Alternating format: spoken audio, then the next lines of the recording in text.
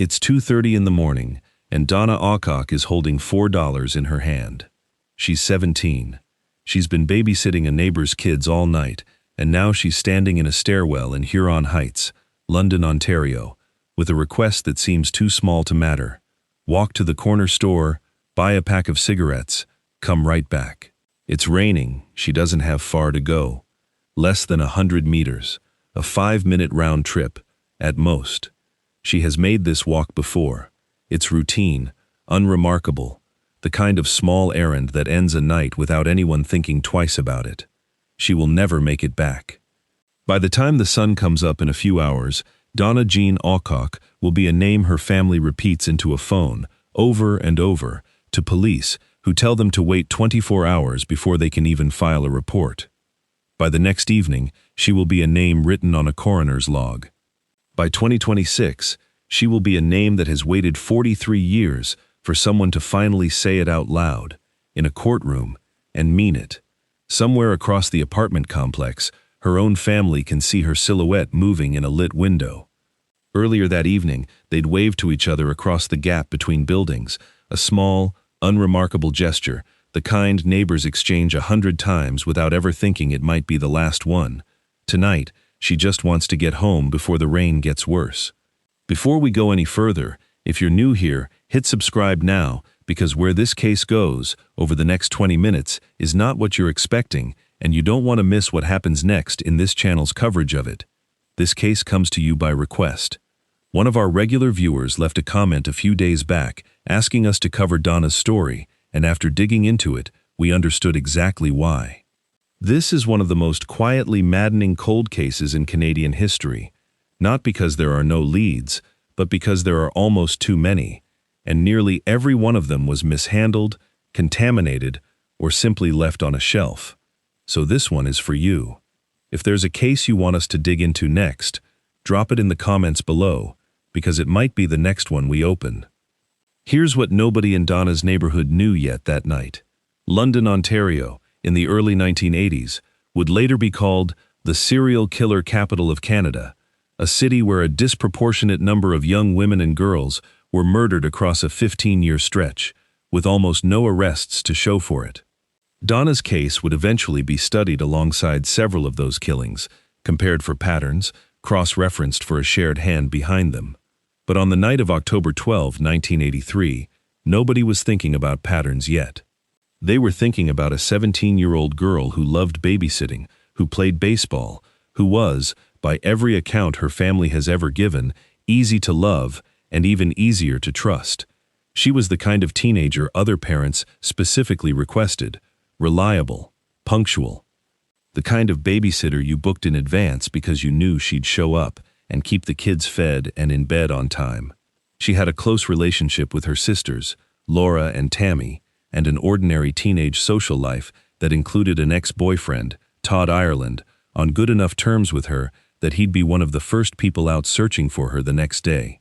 Donna lived with her parents, Bud and Carolyn Awcock, on Cheyenne Avenue, since renamed Oakville Avenue, in a modest apartment community in the city's northeast end. Across the way lived Michelle Maynard, a young mother who occasionally hired Donna to babysit. On the night of October 12th, Michelle asked again. Donna said yes. It was that kind of neighborhood, close enough that families could watch each other's windows, close enough that a teenage girl babysitting alone at night felt completely safe. Michelle, meanwhile, wasn't staying in. She headed to a bar on Dundas Street called the Town and Country, the T&C as regulars called it, known for bikers, hard drinkers, and a bathroom where more than a few deals changed hands. She sat down with people she knew, and at some point that night, a stranger joined the table. Nobody there could later remember his name. Late 20s or 30s, slim, average to tall, bushy eyebrows, clean-shaven, sideburns, possibly driving a light-colored Ford Torino, cowboy boots, faded jeans, a long-sleeved blue shirt. He barely spoke to anyone else at the table. He didn't laugh at the jokes, didn't buy a round, didn't do any of the things a stranger usually does to earn a seat at somebody else's table. He just sat there, drink in hand, watching. And by the end of the night, when Michelle, by every account extremely intoxicated, needed a ride home, He was the one who offered. Here's the detail that should nag at you the way it still nags at investigators. This stranger had a car parked directly in front of a busy bar on a weeknight, a spot that would have required him to arrive well before the crowd. He wasn't a passer-through. He planned to be there, and yet not one person, not the bartender, not the other patrons, not Michelle herself, can tell you what kind of car it was or how he pulled it out of that lot when he finally drove her home. They stopped for pizza on the way, at a place called Originals on Oxford Street East. The clerk remembered nothing distinctive about either of them. By the time they reached the Cheyenne apartment complex, 4 slices were left. The stranger pulled into the unlit shared lot behind the building. Michelle told him to wait in the car while she went up to get rid of the babysitter, a phrase that implies she may have already told him which apartment, maybe even described Donna, so he'd know her when she left. It was around 2:30 a.m. Michelle went upstairs and found Donna exactly where she'd left her. They ate the last 4 slices together. At some point, the stranger came up and knocked, wanting more food. Michelle didn't let him in. She told him again to wait in the car. Then she handed Donna a few dollars and asked her to run to the corner store, less than 100 meters away, for cigarettes. Donna left the apartment. She was never seen alive by anyone who knew her again. Whether the man from the car ever made contact with her on that 100-meter walk is still one of the central unanswered questions in this case. What we do know is that Donna made it to the store. The clerk confirmed it. A second witness inside, someone who knew Donna personally, would later describe her as looking terrified, like she'd been crying. When this witness asked if she was okay, Donna just stared back. She didn't answer. Then she walked back out, into the rain, and disappeared into the dark. When Donna didn't return, Michelle eventually walked to the store herself. The clerk told her that before she'd arrived, Donna had come back in a second time, flushed, upset, asking to use the phone. The clerk said no. That was the last confirmed sighting of Donna Jean Awcock. The next morning, Carolyn Awcock noticed her daughter's bed hadn't been slept in and assumed the obvious, that Donna had crashed at Michelle's. She sent Donna's sister Laura across the field to knock and ask Michelle to send her home. Michelle wouldn't open the door. Through it, she said Donna had already left, the night before, headed home. Laura came back with nothing, and that was the moment the family understood something was deeply wrong. This wasn't Donna. She didn't disappear. Within minutes they were calling around. Other families she babysat for, her friends. Then knocking on doors up and down the block. Carolyn called the police. She was told, the way police departments routinely told the families of missing teenage girls in 1983, that she'd have to wait 24 hours. Donna had probably just run off somewhere. The family didn't wait. And here is the first real failure in this investigation. One of several you're about to hear about, each one worse than the last. No one from law enforcement ever went door to door along that 100-meter stretch between Michelle's apartment and the corner store. Nobody asked who might have seen Donna walking. Nobody asked who might have seen a car idling in that unlit lot, or a figure standing somewhere it shouldn't have been. That canvass never happened. Not in the first critical hours when memories were still sharp and a face glimpsed through a window might still have been clear enough to describe. Whatever anyone in that building saw or heard that night was simply left to fade, uncollected, for good. And by the time anyone thought to ask, decades later, there was nothing left to remember. Word spread fast. By 10 that morning, roughly 200 neighbors had joined the search on foot, calling Donna's name through streets that backed onto open fields and conservation land to the north. Almost everyone came back with nothing. 2 searchers didn't come back right away. Thomas Kearns and Todd Ireland, Donna's ex-boyfriend. Todd had heard Carolyn saying something over and over that morning, something that sounded less like a guess and more like a premonition. She's up at Fanshawe. She's up at Fanshawe. He borrowed his roommate's dog and headed north with Tom to check. They walked up Clarkside Road, past fields and industrial land, to a breach in the fencing at the back of Killaley Road. Past the last farmhouse, the road gave way to a dirt path along a ravine, dropping toward the Thames River. Local kids called the spot Pecker's Peak, a place teenagers went to be alone, and, Less innocently, a known dumping ground and a rendezvous point for people meeting outside their marriages. There's no evidence Donna, by every account a homebody, had ever spent time there. But the boys had heard she'd been seen there before, and that's what pulled them toward it. Todd wasn't thinking about any of that history as he walked. He was thinking about the last conversation he'd had with Donna, about how impossible it felt that she could just be gone, about the fact that somewhere in the back of his mind, he still expected to find her sitting on a log somewhere, annoyed, wondering what was taking everyone so long. Then the dog started pulling at its leash, whining, dragging him and Tom toward a steep drop above the river. They looked down, 50 feet below the ridge, a shape in the brush, face down, pants and shoes removed, positioned as though someone had rolled her down the embankment, intending for her to reach the water below. She'd caught on brush, partway down instead. Todd recognized the strawberry blonde hair before anything else, before his brain even let him process what he was looking at. Some older, more primitive part of him already knew. They ran to a farmhouse and called police. And then, while Donna's body lay exposed on that riverbank, the case's second failure began before the investigation had even officially started. 2 police forces showed up. Neither wanted the case. London Police and the Ontario Provincial Police spent nearly 2 full hours arguing over jurisdiction, over paperwork, over boundaries, over whose file this was going to become, while a murdered teenager remained unguarded on an open embankment in broad daylight. The OPP eventually lost the argument and inherited a case they never wanted, a case that was already, by that point, 2 hours colder than it needed to be. Because of the delay, Bud and Carolyn Awcock didn't get confirmation their daughter was gone until after 2 in the morning, nearly a full day after she'd walked out for a pack of cigarettes. They drove to the morgue in the dark to identify her. There is no version of that drive that isn't the worst night of 2 parents' lives. Before we go further, I want you to think about where you are right now. Drop below where you're watching from tonight and tell us what it's like outside your window. Because on a rainy night in October of 1983, that's exactly the kind of ordinary detail that became the last thing anyone remembers about a 17-year-old girl. The autopsy confirmed what the scene already suggested. Donna had been beaten around the head, raped, and manually strangled, either during the assault or immediately after. Her body had come to rest in an unnatural position, one arm tucked beneath her torso, legs together, as though whoever left her there had made some attempt to arrange or conceal what happened, rather than simply discard her. Her shoes, blue Bullet brand running shoes, were gone. So were her house keys, worn on a lanyard around her neck, and the pack of cigarettes she'd just bought.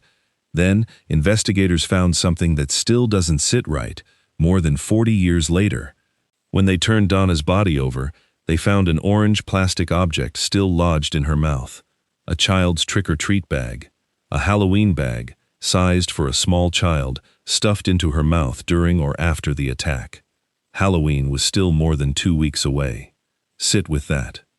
Whoever did this had access to a car, and somewhere in that car, a child's Halloween bag, the kind of object you'd expect in a family's front hall closet in late October, not tucked away in a stranger's vehicle in the middle of the month. His own child's bag, grabbed opportunistically, brought deliberately, as some kind of signature? Nobody has ever answered that.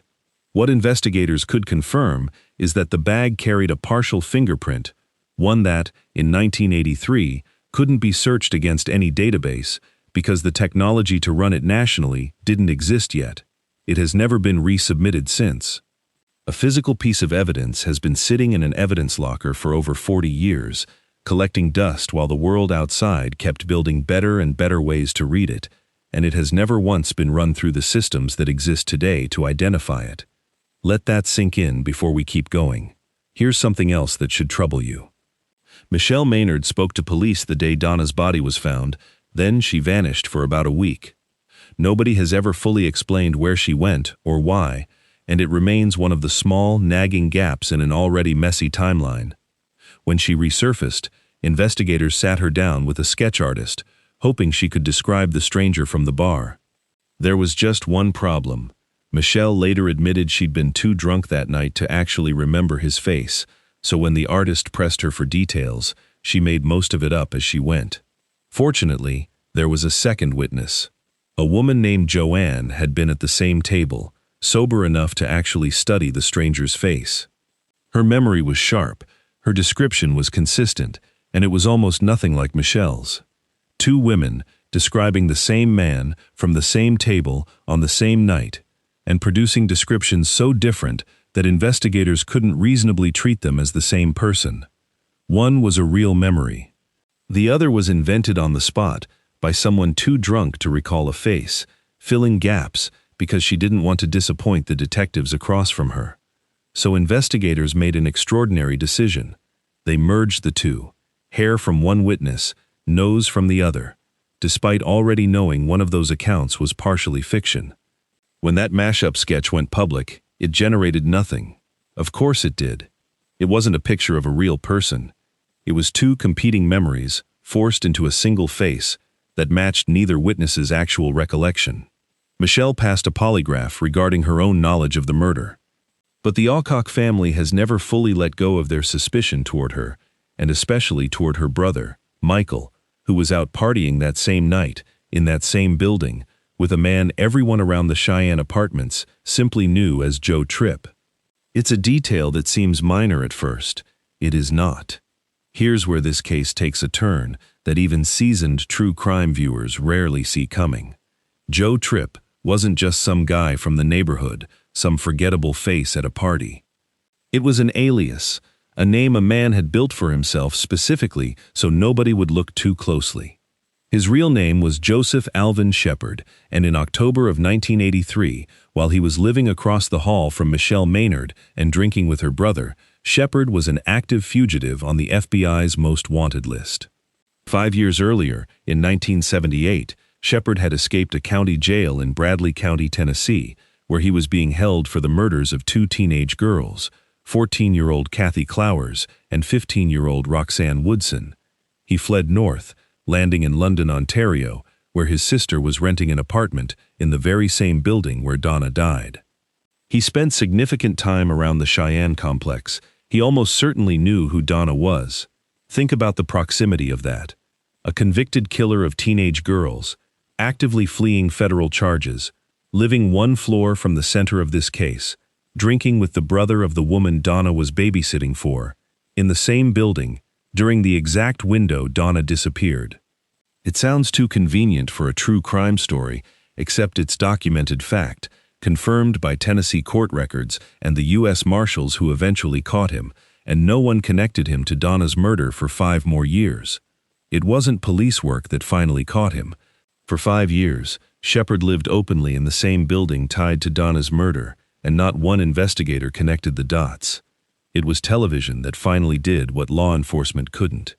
In 1988, the very first episode of NBC's Unsolved Mysteries featured Shepard's case. A resident of the Cheyenne apartments happened to be watching that night, recognized his face on the screen, and picked up the phone. U.S. Marshals extradited him back to Tennessee, where he was convicted and sentenced to life. He maintained his innocence until the day he died in prison in 2010, at 57. In 1995, once DNA testing was finally possible, investigators compared Shepard's DNA to the evidence from Donna's case.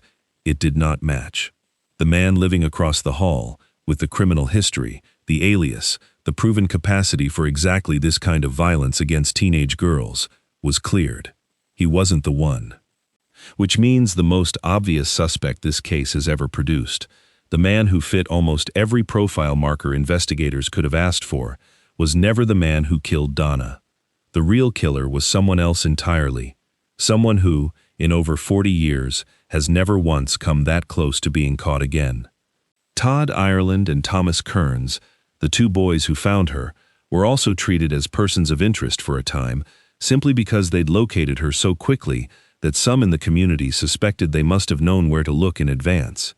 Both voluntarily gave DNA once the technology allowed it. Both were formally cleared. Todd remains friends with Tammy Dennett to this day. So here's where the case actually stands, decades later. A stranger from a bar, who was never identified, who had a suspiciously convenient parking spot, and simply vanished into the night, never seen again by a single person who could describe him accurately. A composite sketch that was scientifically useless the moment it was created, built from one witness's real memory and another witness's fiction, a convicted double murderer who lived one floor away and was, for years, the single most obvious suspect this case has ever produced, ruled out, in the end, by DNA. 2 teenage searchers, cleared. A semen sample still on file, decades old but preserved, and a partial fingerprint, lifted from a child's Halloween bag stuffed into a dead girl's mouth, that has never once been rerun through the systems built specifically to identify prints like it. And underneath all of it sits one uncomfortable question that true crime researchers keep circling back to. The location where Donna's body was found is a known local lover's lane, a place tied to voyeurism, to men who parked in the dark and watched other people's private moments.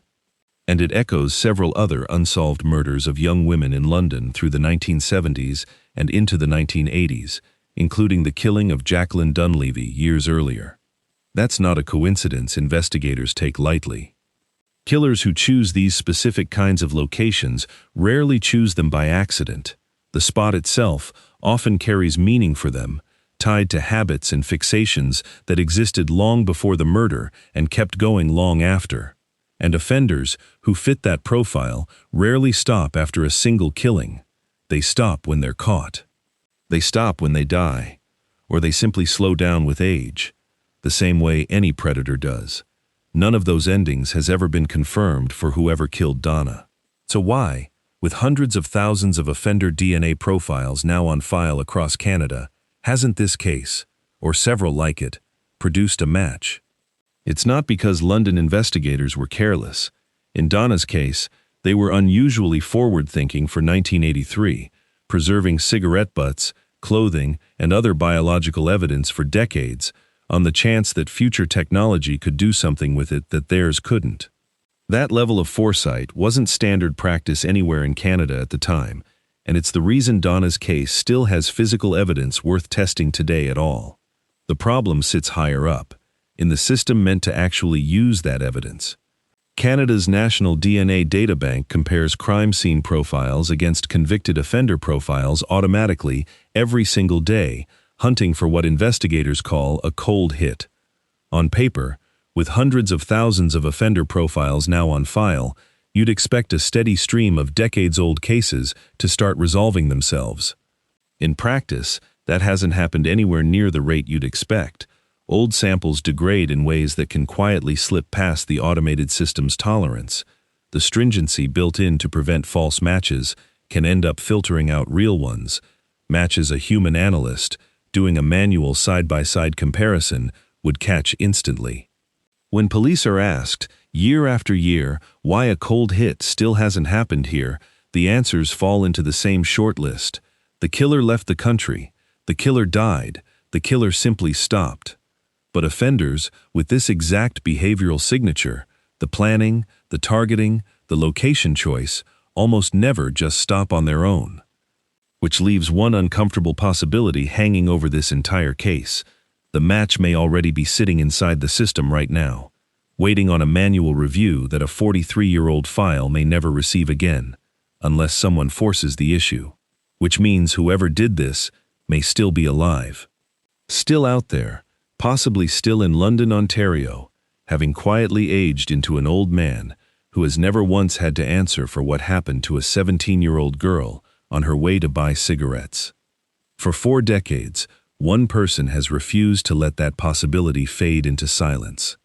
Donna's older sister, Tammy Dennett, has spent years keeping her sister's name in front of the public, giving interviews, working with investigators, reminding anyone who will listen that somebody out there knows something they've never told police. In 2010, she started a charitable initiative called Donna's Angels, choosing a family in need every holiday season to support with gifts, a full Christmas dinner, and a grocery gift card to start the new year. She turned her sister's memory into something that helps other families, instead of only a wound that never closes. The Ontario Provincial Police still list this case as open. There is still a reward, $50,000 from the province, plus an additional cash reward from police for information leading to whoever did this. And somewhere in an evidence facility in Ontario, a semen sample and a partial fingerprint from a child's Halloween bag are still sitting exactly where they were left in 1983, waiting on fingerprint matching technology that already exists today for a request that has simply never been made. Think about that for a moment. Every year that passes, the technology to finally identify that print gets better. Every year that passes, the man who left it gets older, gets closer to dying quietly, untouched, having never once answered for what he did to Donna. The gap between what's possible and what's actually been done isn't a mystery. It's a choice, a case that's never been reprioritized, sitting in a queue behind newer, louder files. If new pressure builds around this case, if enough people start asking publicly why that fingerprint has never been rerun, why that composite sketch was ever released in the first place, cases like this have, historically, moved. Cold cases get reopened when the public refuses to let them stay cold. That's not a guarantee here, but it's exactly what we're going to keep tracking. And if you want to know the second anything real happens with Donna's case, or the string of unsolved London murders it's tied to, subscribing is the only way you won't miss it, because updates like that don't always get their own video. Sometimes they go into a community post first. Before you go, one more thing. Somewhere in Ontario tonight, there's likely a person who was at the Town and Country Bar in October of 1983, or who knew Michael Maynard, or who remembers a man calling himself Joe Tripp better than they've ever admitted. If you've ever worked a cold case, or know someone who has, tell us in the comments, what actually moves an investigation like this forward after 40 years? New technology? Public pressure? Something else entirely? I read every one of these, and I want to know what you think it takes to crack a case this old. 43 years is a long time to wait for a phone to ring. Long enough for the man who did this, if he's still alive, to have grown old, to have built an entire ordinary life, a home, maybe a family of his own, while Donna's family relived October 12, 1983, every single year without her. Long enough for a partial fingerprint to sit in a locker while the technology to finally read it existed a few floors away, unused, because nobody ever submitted the request. Cases like this don't stay cold because they're unsolvable. They stay cold because they get deprioritized, because there's always a newer file on somebody's desk, and a 43-year-old girl's name doesn't make as much noise as it used to.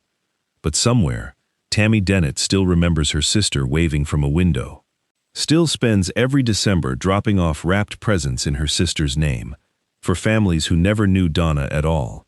And somewhere in an Ontario evidence facility, sealed in a bag that has not been opened in decades, is the one piece of physical evidence that could still end this. A print, a profile, a name nobody has ever had to say out loud. That fingerprint is still out there. That evidence is still sitting in storage. And a family that waved to their daughter across an apartment courtyard one rainy night in 1983 is still waiting for someone to finally run it. Cases like this don't get solved by one video, one podcast episode, or one comment section. They get solved when enough people refuse to let a name disappear into a filing cabinet. Donna deserves that persistence. Her family has given 4 decades of it already. If this video meant something to you, do 3 things before you leave. Subscribe and turn on notifications so you don't miss what we cover next. Drop a comment and tell us what stuck with you most from Donna's story. The Halloween bag, the mashup sketch, or the man living 1 floor away. And if you know somebody who'd want to see this case get the attention it deserves, send it to them. We'll see you in the next one.